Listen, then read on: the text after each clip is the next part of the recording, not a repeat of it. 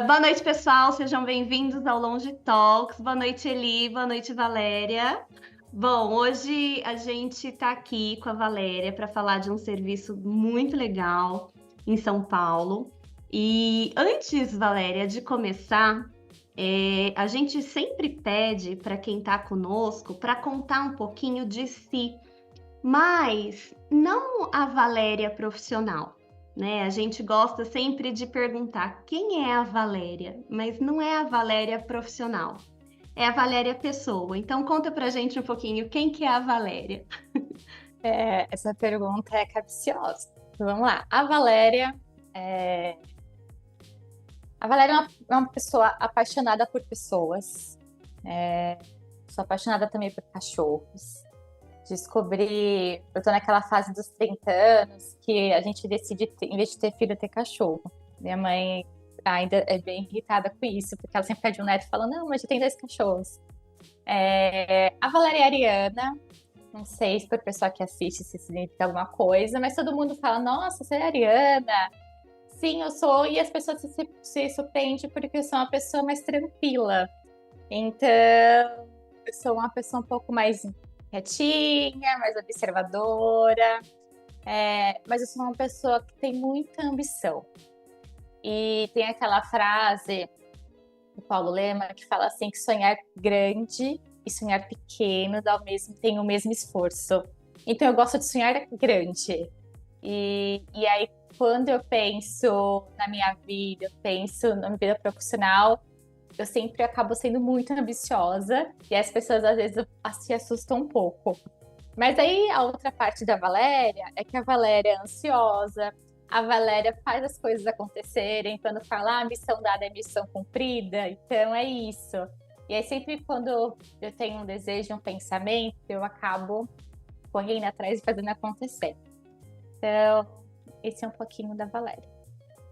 Então, Valéria, a gente se acompanha nas redes sociais, né? Então, tem muita gente aqui que nos segue e assiste o canal. E, gente, eu queria, né, mostrar um pouquinho os tipos de serviço que eu acredito que agora vão começar a aparecer, né?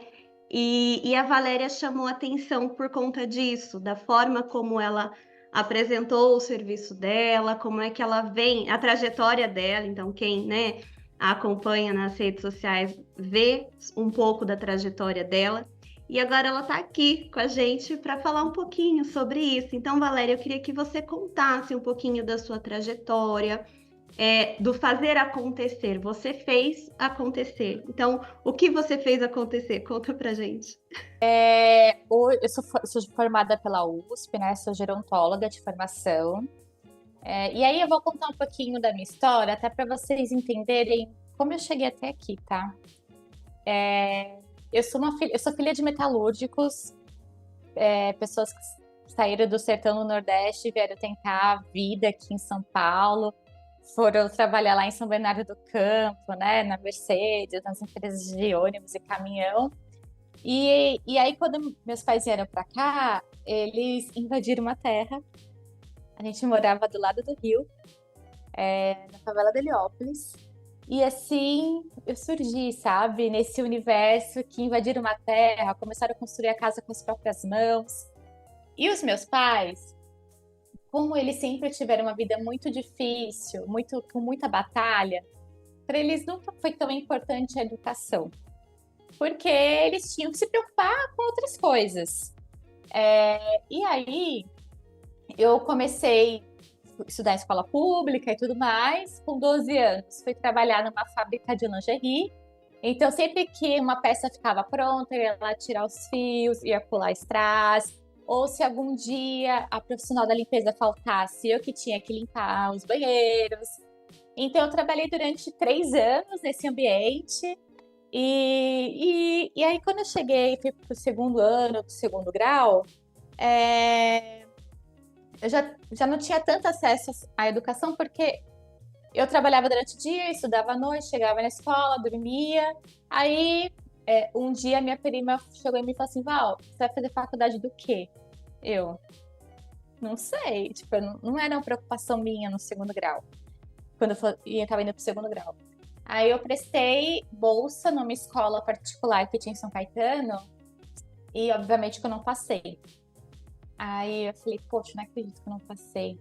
Aí eu fui e escrevi uma carta para a escola, contando que eu era a Valéria, de onde eu vim, o que, que eu fazia, que eu trabalhava, não sei o quê.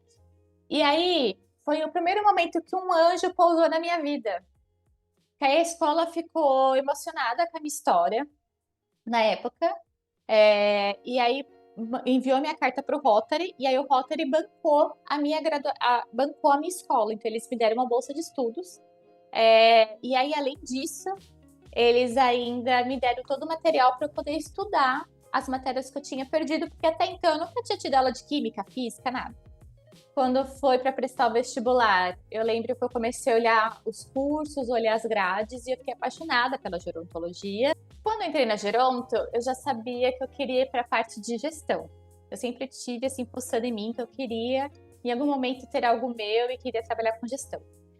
E aí, quando eu entrei na faculdade, eu não entendia direito de gerontologia, é difícil. Todo mundo pergunta pra gente o que é gerontologia. Imagina a gente no primeiro dia da faculdade, a gente fala assim, cara, o que é gerontologia? Aí eu comecei a me envolver em tudo da faculdade. Fui ser representante docente, entrei no centro acadêmico, fui fazendo um monte de coisa para eu conseguir entender esse universo. Aí logo no segundo ano eu comecei a fazer uma iniciação lá no hospital universitário. E aí eu estava validando uma ferramenta de gerenciamento de leitos. E aí eu fui alimentando comigo que eu queria para a parte da gestão. E aí, durante a graduação, fui fazer parte da ISEC, eu fundei a empresa júnior de gerontologia lá na USP, fui presidente do centro acadêmico, e aí fui fazendo um monte de coisa. Daí para o quarto ano, eu tive a sorte, acho que não é sorte, né? Acho que também é dedicação, de conseguir uma bolsa de estudos para estudar na Califórnia. Então, eu fiquei um ano na Califórnia estudando no major de biomedicina. E aí eu estudava no minor de psychology e gerontology. E aí, depois desse um ano, eu fui para Wisconsin. Aí eu fui fazer faculdade na universidade lá. E aí eu fiz 6 meses da disciplina de psicologia do envelhecimento e psicologia social. Fiquei apaixonada, fui para o Brasil. E aí eu já terminei a TCC, entrei no mercado de trabalho. E aí logo comecei a trabalhar na Prevent Senior. E aí quando eu fui para essa atuação, né, nesse cargo de mais de gerencial lá na Prevent Senior, né, era um cargo que a gente atuava lá no setor corporativo. Nós somos desafiados a desenhar um modelo de atendimento que fosse um modelo ideal para o idoso, visto por pessoas da gerontologia. E aí eu estava com um grupo de gerontólogas e aí a gente começou a desenvolver como é que seria o cuidado ideal para o idoso e desenhar toda essa jornada. E aí a gente chegou à conclusão que a jornada do paciente, ele só vai ser efetiva se o paciente, ele se empoderar da sua jornada de saúde, se ele tiver um médico de confiança, porque senão ele vai continuar indo em vários especialistas. A sorte da Prevent é que é um espaço que o sistema é integrado. Mas pensa se for um paciente que está num plano de saúde que a rede não é verticalizada. Essas informações, elas não se conectam.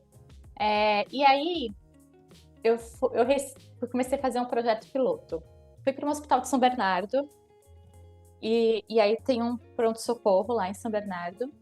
E eu selecionei os pacientes high users do pronto-socorro dos últimos 3 meses.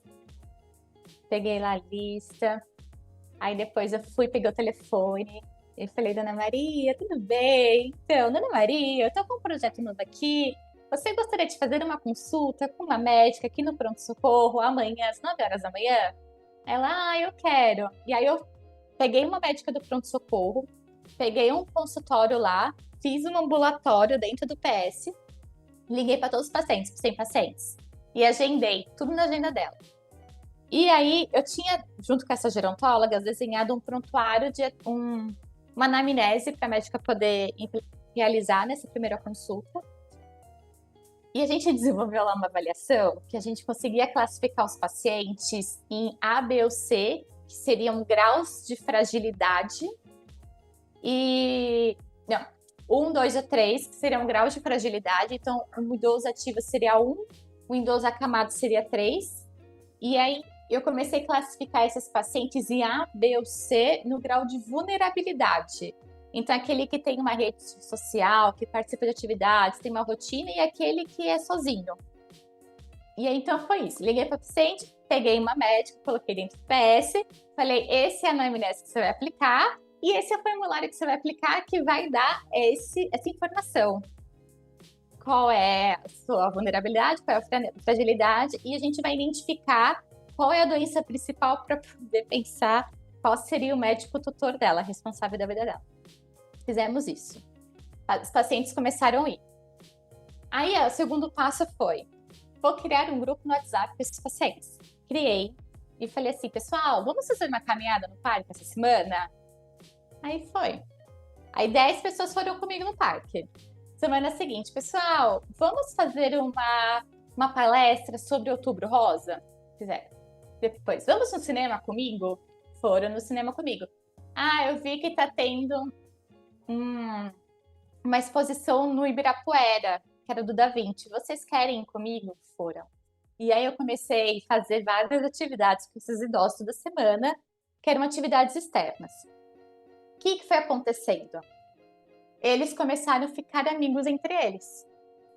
E aí eles começaram a criar uma rede de apoio.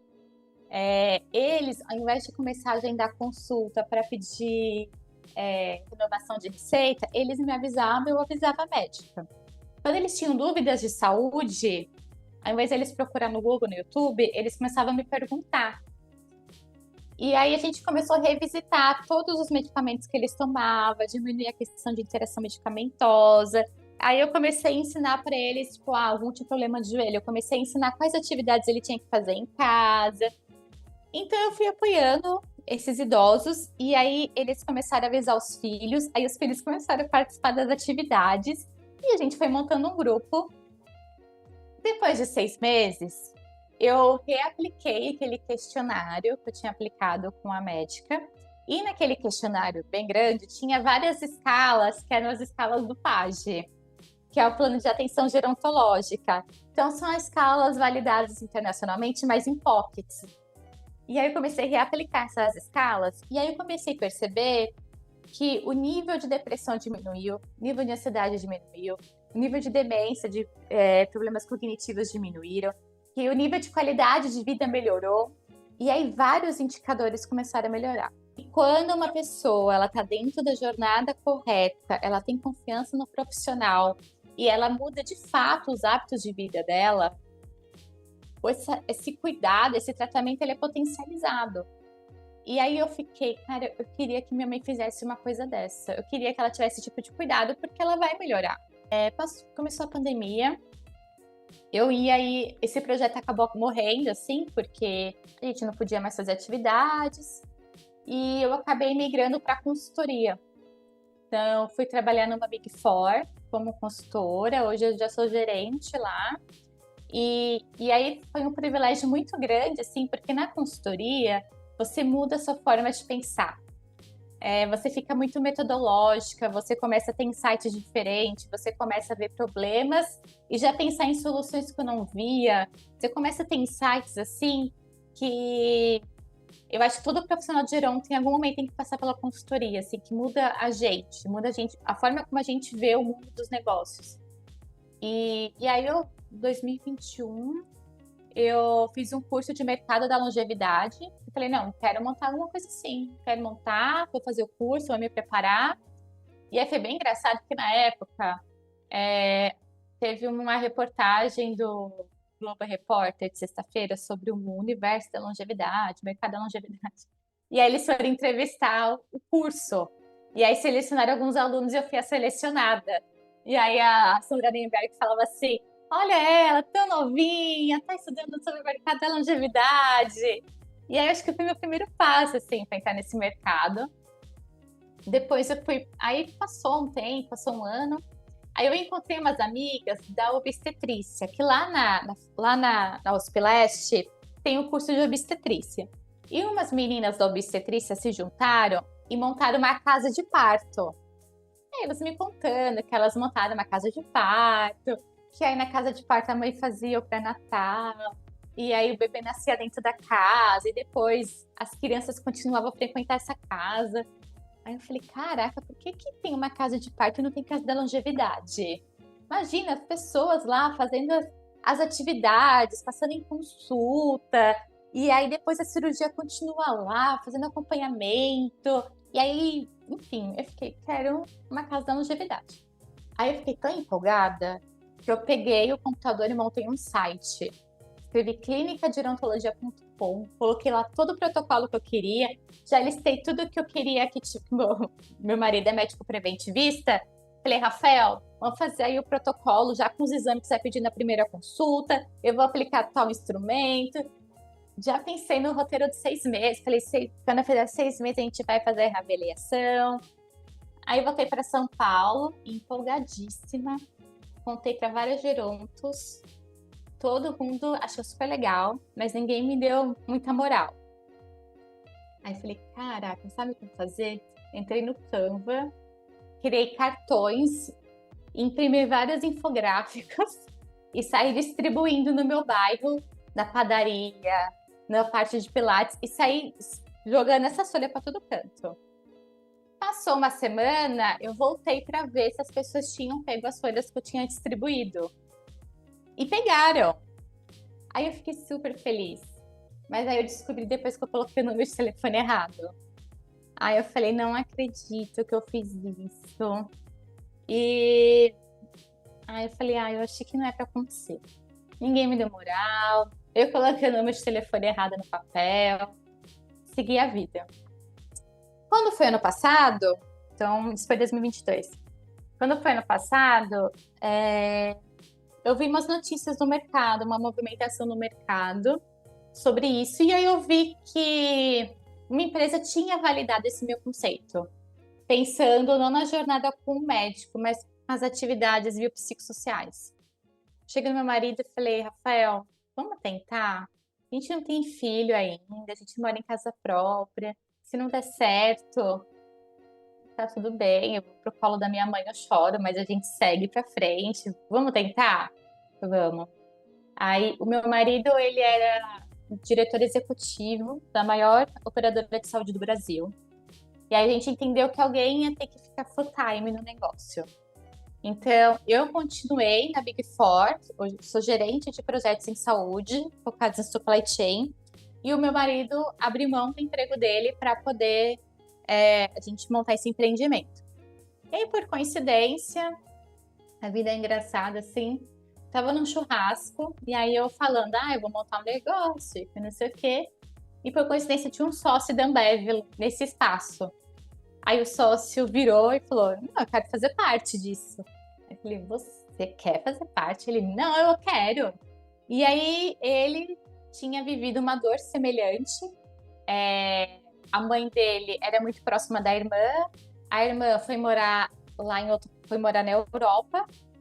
E ela ficou sozinha. Ela era a única rede de apoio que ela tinha. E ele mora longe dela. E aí ele estava com muita dificuldade de conseguir acompanhar a mãe nas consultas, de apoiar ela nesse gerenciamento. E a mãe, ela fica mais sozinha. Então ele sentia essa dor. E eu falei, vamos em frente. E aí isso começou em novembro. E a gente começou a procurar vários espaços em São Paulo. E Deus foi tão bom que a gente encontrou o lugar perfeito. Ali no Jardim Paulista, é uma esquina linda, a um quarteirão do Parque do Ibirapuera. E eu queria que fosse perto do parque, porque eu queria fazer caminhada com as pessoas que frequentassem o espaço junto comigo. Eu queria fazer atividades ao ar livre, e aí deu certo, a gente encontrou esse espaço. E a gente começou a pensar na nossa jornada de cuidado. Então, hoje, a grande ideia da Nandaré, nosso grande propósito é conseguir dar mais vida aos anos das pessoas. As pessoas vivem mais anos e, assim, desde 2010, quando eu entrei na faculdade, o pessoal fala, a população está envelhecendo, é o mercado futuro. E a gente fala isso até hoje e parece que nós não estamos nos preparando para isso. Então, Aí a gente começou a pensar nesse protocolo e aí eu listei, né, junto com o meu marido, 4 grandes linhas de cuidado. Então a gente tem uma linha chamada Experiência Nandaré, que é o que eu idealizava para minha família. Então o paciente ele entra, ele vai fazer um atendimento com a gerontóloga e ele vai fazer uma consulta chamada Descobrindo a Minha Saúde, que é como se fosse o plano de atenção gerontológica. A gente vai mapear aqueles 12 indicadores do envelhecimento, qualidade de vida, nutrição, violência, cognição, tudo mais. E aí isso vai dar um score. E aí a gente vai entender quais são as grandes deficiências dele em domínio e a gente vai indicar algumas atividades para ele fazer no espaço. Então, no espaço tem estimulação cognitiva, inglês, funcional, yoga, pilates estúdio, pilates solo. E a gente direciona para essas atividades. E aí, todo mês, aí depois ele passa com a nossa geriatra. Todo mês ele vai voltando com a geronto. No final de 6 meses, a gente reaplica o Descobrindo a Minha Saúde e a gente consegue mostrar qual foi a evolução dele durante esses 6 meses. Nós temos um produto chamado Ativa na Memória, que é destinado para pacientes com demência. Então, acho que a Jéssica vai ficar super confortável com esse produto. Então, o paciente, ele entra e aí ele faz o exame Altoida. É um exame que a gente trouxe da Suíça e a gente, com realidade aumentada, a gente consegue fazer o rastreio das funções cognitivas e dizer o que ele precisa melhorar durante esses 6 meses, qual é a função cognitiva que ele precisa melhorar. E aí ele entra toda semana em aulas de sessões de estimulação cognitiva e no final a gente também faz a reaplicação e a gente consegue mostrar como de fato esse paciente ele progrediu durante esse período. A gente tem um programa de quedas, que é um programa domiciliar, então faz o check-up do lar, para fazer adaptação do ambiente, tem atendimento do funcional em casa, para fortalecimento muscular, tem o acompanhamento da geriatra também em casa.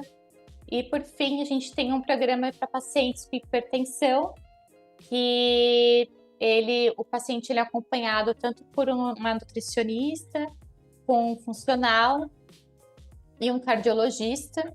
E aí agora a gente já está identificando outras demandas, aí a gente agora vai montar um programa de peso certo. A gente vê que existem muitos programas de emagrecimento, mas quando a gente fala do idoso, a gente pode falar só em emagrecimento. A gente também precisa falar de peso certo. Tem muitas pessoas com sarcopenia, com peso abaixo do que o necessário, e a gente precisa fortalecer, a gente precisa suplementar essas pessoas. Então, agora a gente está indo também para uma parte mais de nutrição e educador físico, para poder colocar essas pessoas numa jornada adequada de nutricional, né? Enfim. E aí a gente descobriu que tem uma filosofia no Tupi-Guarani chamada Nanderê, que é sobre como prosseguir e evoluir na vida. E eu falei, é isso. E aí então surgiu a Nandaré, que é essa filosofia de que a gente deve prosseguir na vida. Agora, eu fiquei com uma questão, Valéria, eu acho que você tem essa visão 360 graus muito forte, é uma coisa que é ver as pessoas idosas, né, ou a pessoa numa visão holística, né, numa visão mais geral. E o que tem dentro que vocês fazem com relação à estimulação de propósito, de como a pessoa pode descobrir seu propósito? Porque, assim, eu trabalho, o trabalho ele vem focado numa linha, que é uma linha que eu estimulo as pessoas a descobrirem, a se cuidarem, a se perceberem e a estarem pautadas não numa coisa maior, que é esse cuidado gerontológico que vocês fazem, que eu acho fantástico, né? Estou aqui já me imaginando lá na Mandaré. E aí eu queria entender assim, dentro dessa proposta, tem alguma coisa de trabalhar além das atividades físicas, sócios, e ir para atividades de propósito, atividades de motivação? Identificar propósito é muito difícil. Eu demorei muito tempo para conseguir identificar meu propósito. Mas eu gostei muito dessa pergunta porque eu esqueci de falar uma parte. E aí eu lembrei agora. Na Dandarê, nós possuímos todas as sextas-feiras workshops de ProAge. E aí, quando a gente fala de ProAge, eu não estou falando apenas de cursos e palestras sobre algumas doenças. Eu acho que vai muito além disso. A gente precisa se descobrir, a gente precisa saber como é que são as nossas emoções, a gente precisa identificar como é que está sendo esse momento na nossa vida, como é que a gente está se reinventando depois de viver uma vida inteira trabalhando, e agora, o que eu vou fazer? Como é que vai ser minha rede de apoio? Então, todas as sextas-feiras a gente tem workshops e palestras, e com diversas dinâmicas para a gente poder colocar as pessoas nesse centro do empoderamento de suas jornadas. Hoje, então, quando o paciente ele passa com a gerontóloga, a gente dá um relatório, que tem 50 páginas, sobre como ele precisa melhorar na vida dele, quais caminhos ele precisa seguir, o que está melhor, o que está pior. Então, a gente dá tipo um raio-x de saúde para ele. E aí, esses workshops, eles vão estimular, né, esse pensamento crítico, e ele recebe para casa dele um planner. E aí, o planner tem diário de emoções, tem algumas perguntas de autorreflexão para ele poder fazer, para poder me ajudar a estruturar de fato como que eu vou ajudar essa pessoa a identificar o propósito dela. A gente vai encerrando por aqui. E aí a gente queria que você deixasse alguma mensagem para quem está nos assistindo agora. Queria dizer que o primeiro passo para a gente ter uma mudança de vida vai depender de nós mesmos. E aí, quando a gente se dispõe a ter mudanças reais, tudo na nossa vida começa a fluir e começa a seguir um caminho que você nem imaginava. Eu acredito muito em energias, então eu acho que quando a gente entende o nosso papel, entende onde e sabe onde a gente quer chegar, dependendo de nós, a gente vai chegar, e tudo depende de você. E eu queria agradecer por hoje.